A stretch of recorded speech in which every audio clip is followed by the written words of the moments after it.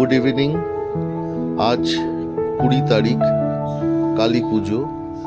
Happy Diwali to all my friends. Durga পুজোতে আমরা যেহেতু দুজনেই মিউজিক প্রফেশনে আছি, তো সেইভাবে ঠাকুর দেখা আমাদের হয় না, কোনোবারই হয় না দুর্গা পুজোতে। তো আমরা কালী পুজোর সময়, যেহেতু কালী পুজোর দিন অনুষ্ঠান একটু কম হয়, আমরা এই দিনটা একটু ফ্রি পাই দুজনে ঘুরতে যাওয়ার জন্য। তো এই দিনে আমরা কালী ঠাকুর দেখার জন্য রাতের দিকেই বেরোই। তো এইবারও সেইভাবেই প্ল্যান করলাম যে ঠাকুর দেখতে বেরোবো, কিন্তু বেরোতে যাওয়ার আগে আগের বছরের কেনা কিছু আতশবাজি ছিল আমার ঘরে।